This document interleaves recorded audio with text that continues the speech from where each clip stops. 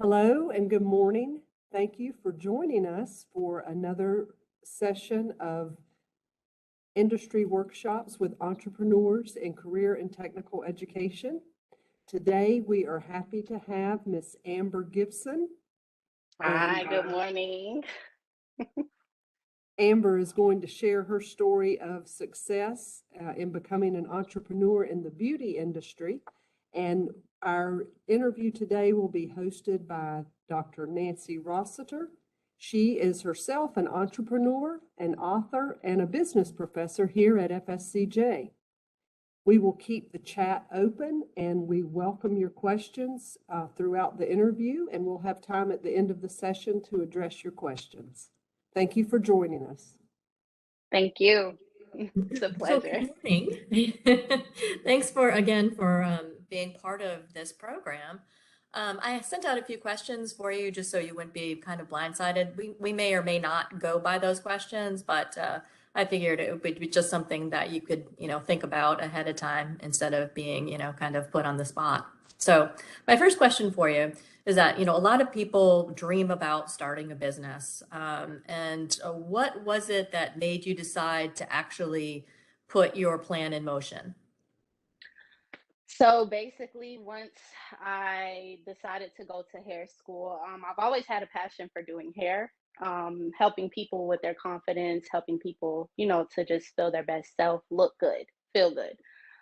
So what drove me to do that was I got into hair school.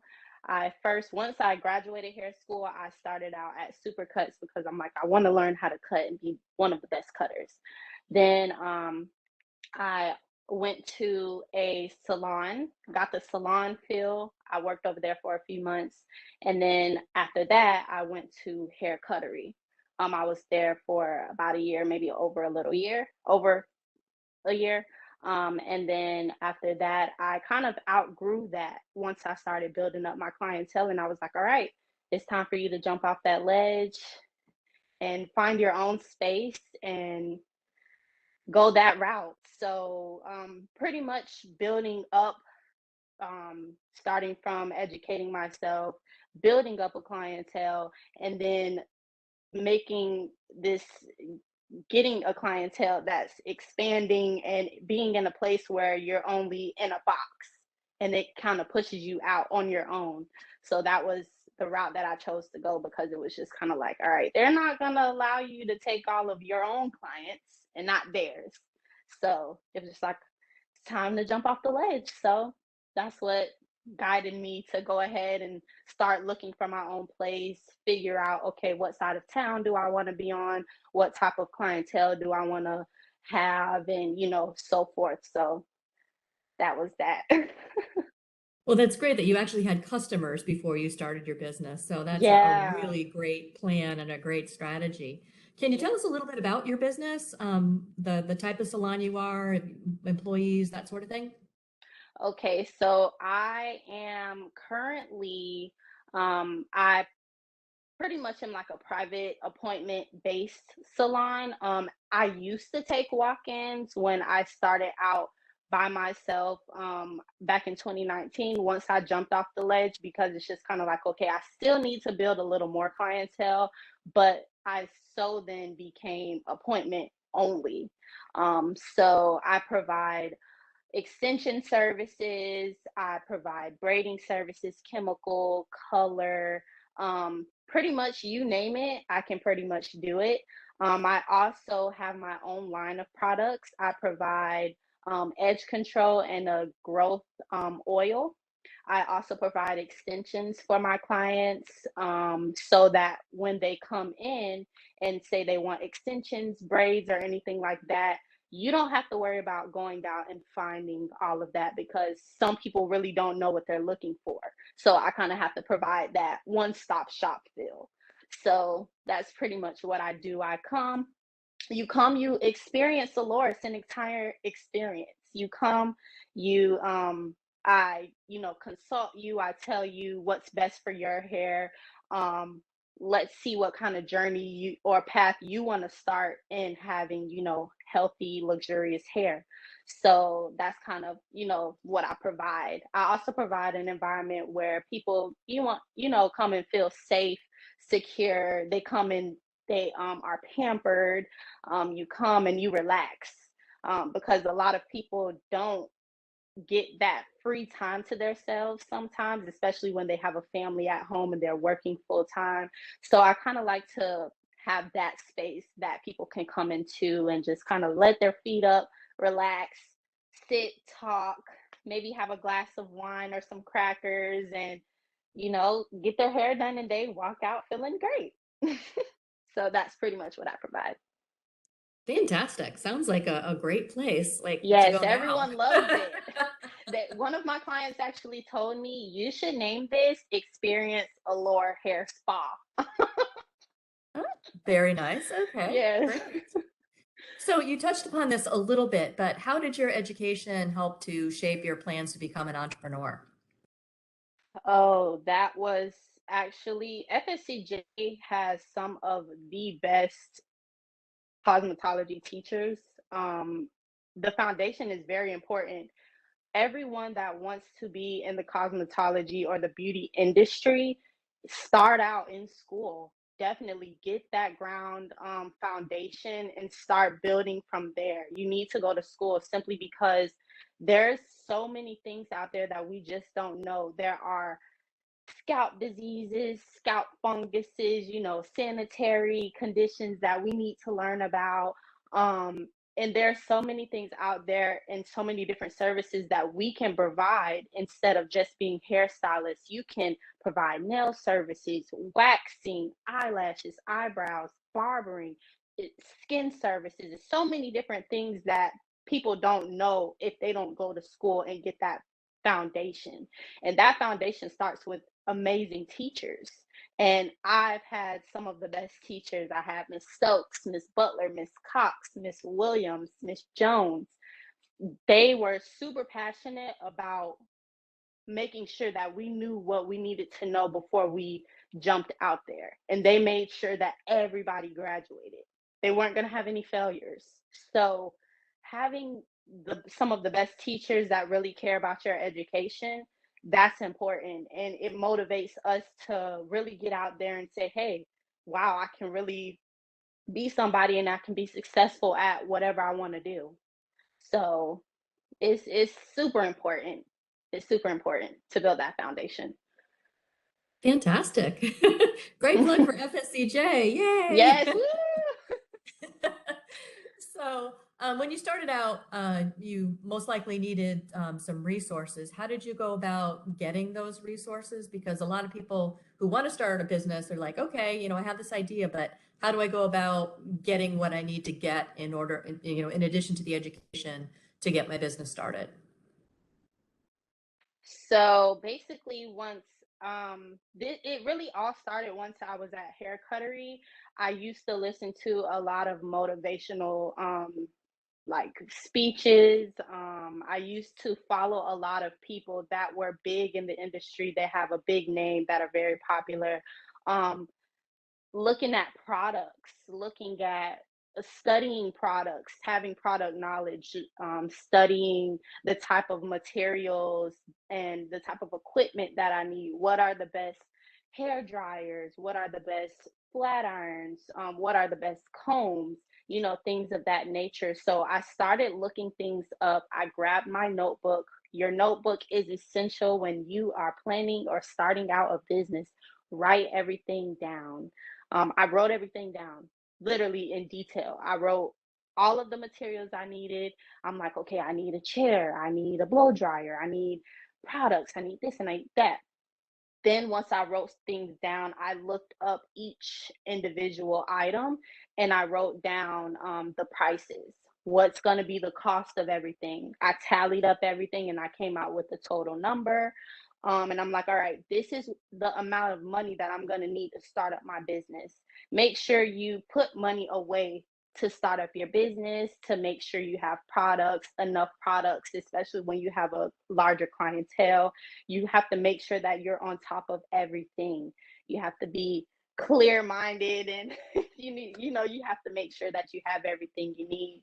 So just doing your homework, making sure you ask questions, getting out there, promoting yourself. Um, Also, when I was looking up places to provide a service, I also got out there and I was like, all right, what are some places? What's the type of field that I want to go? Do I want to do a private suite, or do I want to go like my own beauty salon? I prefer my own private suite because I'm just like, okay, well, I can get into the field, get my feet wet, provide a space that's more private where it's just me and my client, instead of going in somewhere and paying booth rent, um, and looking at different places, different locations, and things of that nature. So I looked up different places, and it's just kind of like, okay, do I want to be over here? Do I want to be over there? Let me go check that out. Let me get someone's number, speak with them, put that in my contact book, write that down. So yeah, but write everything down, everything. I like that. I like that idea. That's Yes, great advice. yes. So, in starting business, most entrepreneurs come up to challenges or obstacles. What are some of those that you had to overcome in order to get your business running? Um, Making sure that I always provided enough of what I needed.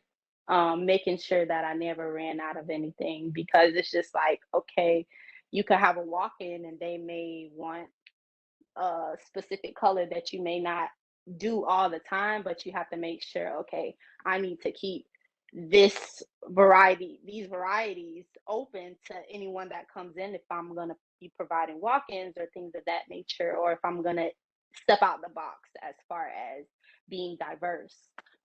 So making sure I have everything, and making sure that I'm able to make people happy, but understanding that every person is not going to be the clientele for you, and understanding that you can't make everyone happy, but making sure that you're on top of your game, and whoever's going to love you is just going to love you and follow you wherever you go.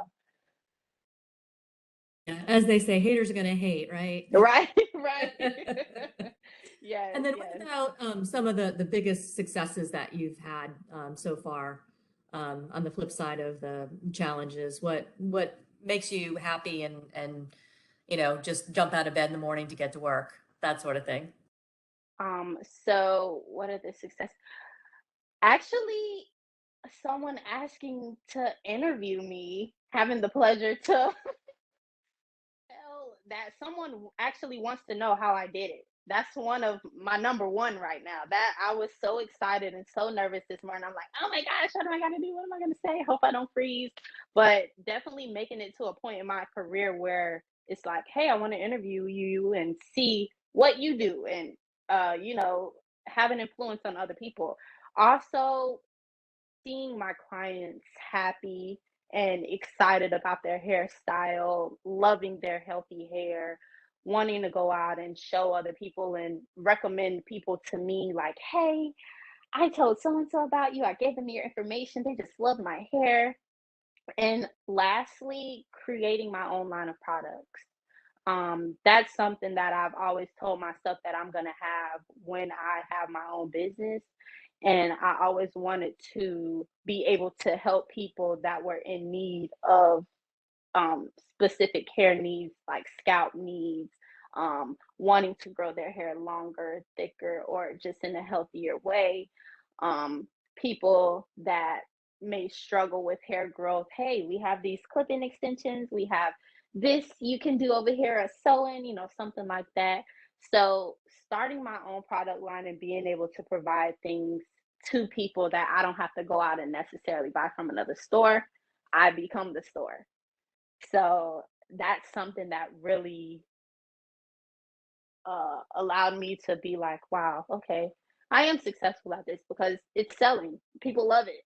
People are getting good reviews. So that's what really molded that. That's such a fantastic accomplishment. I commend you for that. So I have come to the end of the list of the questions that I've prepared. So I'd like to turn it over to the chat or to Julie to see if you guys have questions.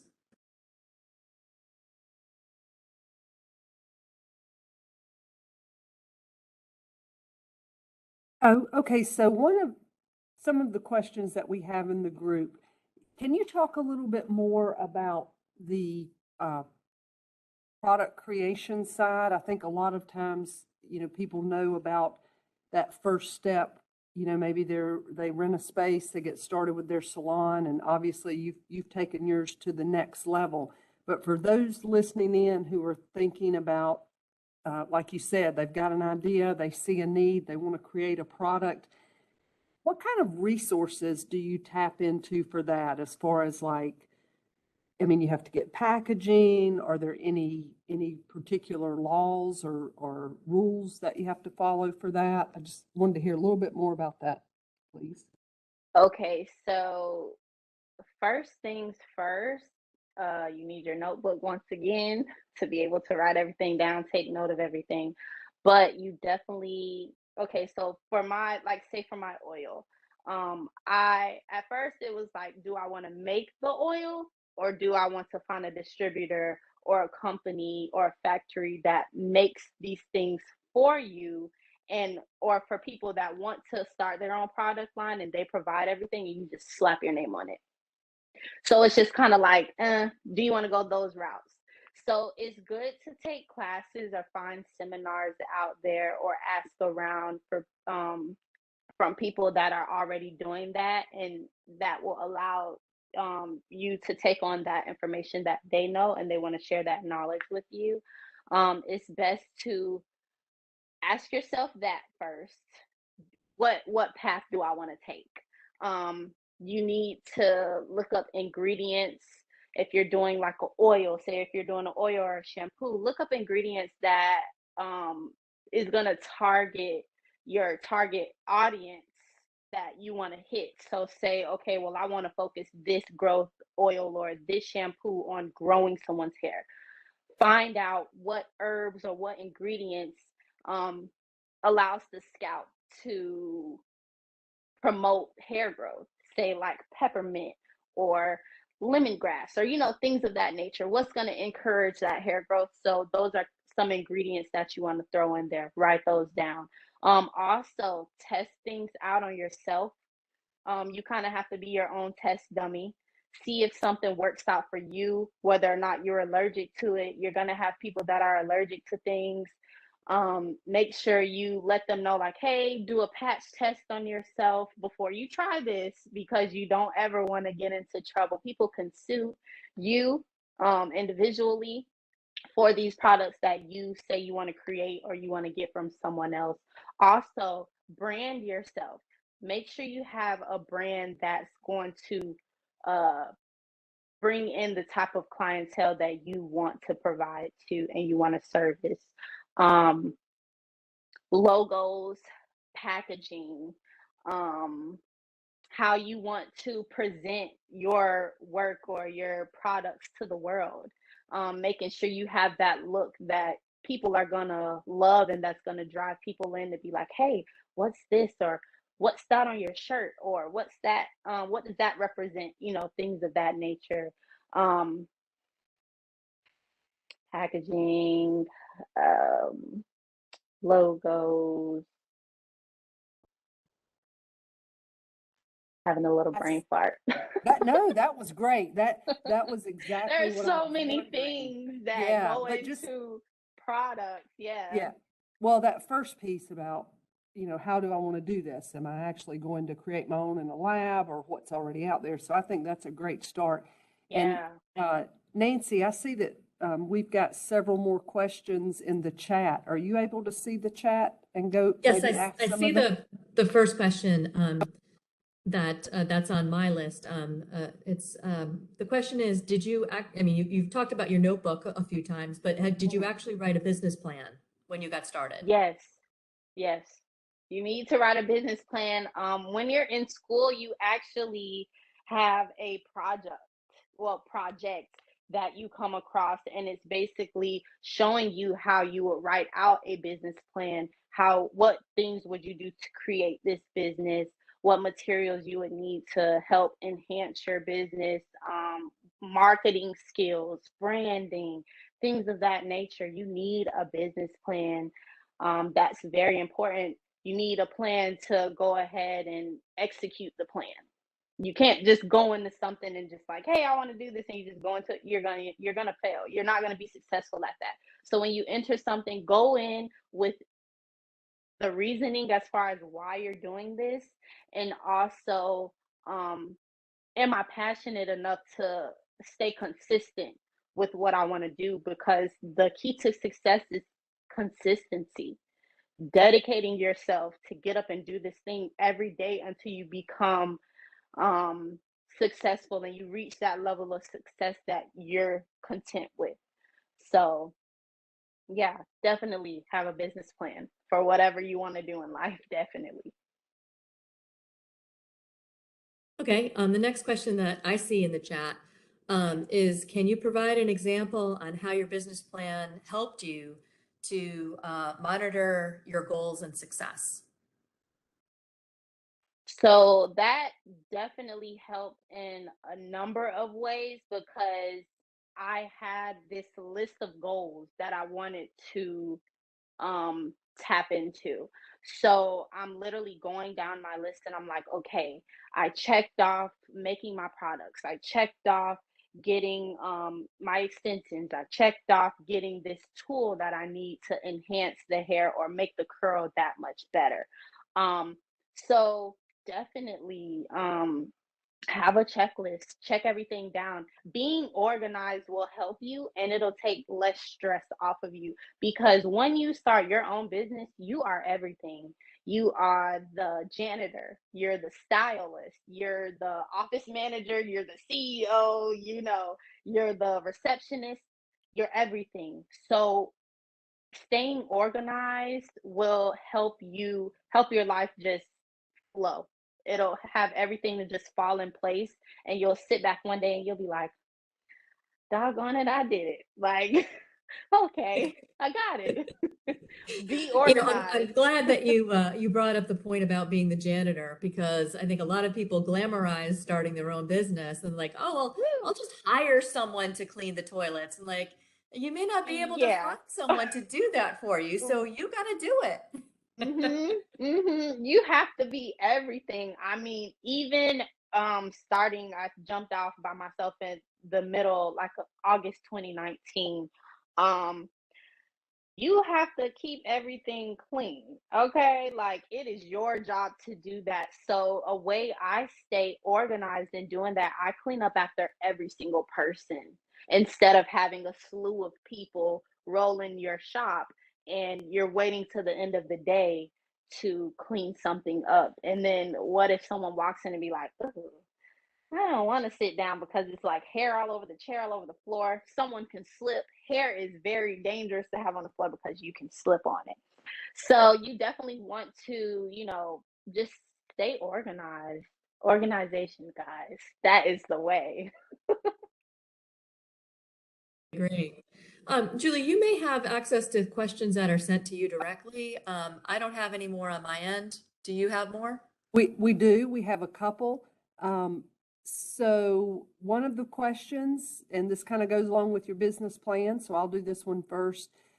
How much did it cost to get started, and did you use loans or find small business funding, anything like that you could share?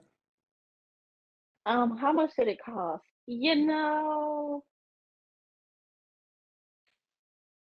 I would say, just with the path that I took, I would say about $3,000 to $5,000 is what I spent. You can't really pinpoint an exact price, because that was just based off the things that I wanted and thought that I needed to start off everything.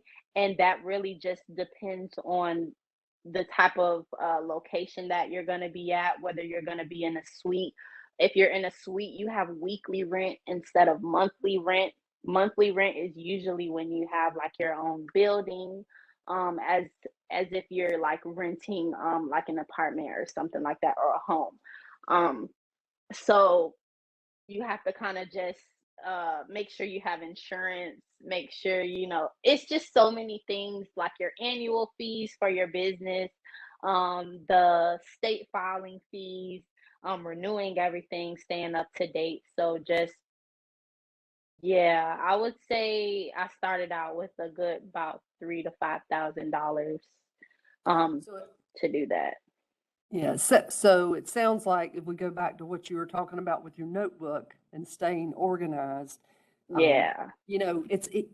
for some people, myself included, I can get the vision, but then you got to stop and go, okay, how do I get there? And I like your idea of the notebook, and I know I did that at one time in my life. I think that's a great lesson for everyone. So you have to have a license, you have to have insurance, and then you could build your budget from there. Um, just, Yeah, if I could jump in for a second too, it's yeah, usually there's an amount that you project that you're going to need before you start the business, and then there's the Yeah. actual amount, which I think research says it's between 10 and 40% more than you think in your business Right. plan is what you Right. actually need. Right. Yeah, because it's like, all right, you started it, but then it's just like, all right, I need a couple more things. It's just kind of like going and getting a home or going and getting an apartment. It's like, all right, they say have about $4,000 to $5,000 to actually get the place. But then you get in the place and you're like, all right, well, I need an ironing board, I need toilet paper, I need cleaning supplies, I need toothpaste, I want to decorate. So it's just really all on you. It's all on what you want after that projected price. After that start out price, then you see like, all right, I'm gonna need like, instead of 5 or 10 boxes of color, I'm gonna need like 50, because this person's hair might take like 5 boxes, where this person's hair may take like a half a tube because they have less hair or their hair is a little smaller. So it's just like, you just have to do your research. Keep that notebook. That notebook is so important. Oh my gosh, it's important. Yeah. the thank you very much. The one more question we have is, how prepared did you feel going into the salon right out of school? Um, I felt prepared. I felt like I had all I needed to know to start out at someone else's place of business. I felt like I had enough stability to go out there and be like, hey, okay, I know what a 0 degree, I know what a 90-degree cut is. I know how to do a fade on a guy. I know how to get this color from black to get it to blonde. Um, so I felt prepared enough to go and start at someone else's place of business. Me going out and starting things on my own, I wouldn't really say that, just simply because you really learn so much more once you actually get out there. It's like raising up a kid. It's like, okay, I'm teaching my son or my daughter everything that I knew. And you push them out there and they're going off to college, and it's like, all right, now I gave you the foundation. Now it's your turn to apply that and add more. So, yeah. And then also making mistakes and learning from them. So it's just like, all right, well, I won't do that again with that color because it came out a little blotchy. Let me not do that again. Let me take another route. So it's just like, sometimes you got to kind of get out there, get your feet wet, jump in the water, jump in the deep end, and learning how to float back up and maintain um, your spot. So, Yeah, Thank you. that getting experience is really, really important. And you're yeah. making your mistakes on someone else's dime rather than on your own. Right. So you want to start off in someone else's place of Yes. business, and at least you have the opportunity to be like, hey, I'm a student, just starting out, I'm fairly new to this, And it's a lot of people out there where they'll allow you to practice on them and make those couple or few mistakes that you're going to make, but then you're going to come across some people that's not going to be so happy, because it's like, all right, you're a hairstylist, you have your license, you should know what you're doing. So you just have to go somewhere where people are going to be a little more understanding first. You can get a feel, you get that experience, and then you proceed to the next step. It is literally baby steps. It's crawling, it's walking, then it's running, then it's jumping, and whatever else after that. But it's a process, and it's not, Rome wasn't built in a day. You're not going to become super successful overnight. It's going to take about 3 to 5 years to actually see the fruits that you've planted. And it's a lot of labor that goes into it in the beginning, but I promise you it's worth it. And it is worth it. And if it's meant for you and you stay consistent and keep your faith and stay driven and stay humble in the process, stay humble. Don't get the big head about everything, because it's, as soon as something is given to you, it can be easily taken away. And once you get to a certain level of success, always remember the people where you started. And always be open, be kind, share your knowledge with people, and just be great. And I'm glad you mentioned that too, because my students do a lot of business plans, and I'll turn to their financial sections, and it's like you see the hockey stick projection where, for month 1, month 2, we're not making any money. Then month 3, we're making hundreds of thousands of dollars and then Right, millions of dollars. right. And it's So definitely yeah, like I'm when you glad you get to mentioned that. those It points. takes some time. Yeah. And when you get to those points where it's like, all right, well, I made $500 or $700 today. The next day, you might make $50. Mm-hmm. And it's just kind of like, you need to be prepared mentally and physically, emotionally, in all levels of preparedness. Be prepared for those moments. Be prepared for the what if moments. My parents always taught me to be prepared for something to happen. And it's not taking it in a negative way, but just being prepared for those moments where it's just kind of like, all right, like say during COVID, I was out of work for a month, but I was prepared to be okay during those times, because it's like, all right, I was taking money and putting it away, but I was also paying myself, and I was also, keeping up with the bills and the things that I needed to keep up with. So just be prepared, stay organized. Great points. So, Julie, do you have other questions, or do you want to wrap us up? Let me check. I don't see any more questions. But this has been a wonderful interview. I think we've all learned so much, and we're going to have this recording. We'll make sure that we share this with you, Amber, so you can use this. Okay. And we plan on sharing these with high school students and FSCJ students. And you are a wonderful inspiration, and I think you're going to help motivate a lot of students to keep moving towards their goals. And thank you all who attended. We will have 2 more sessions next week focusing on culinary and automotive. And so be watching for those. Hopefully you can join those as well. Amber Gibson with Experience Allure. Have a wonderful day, everyone. Thank you so much. Thank you. you. It was a pleasure. You guys have a great day. You too. Be successful.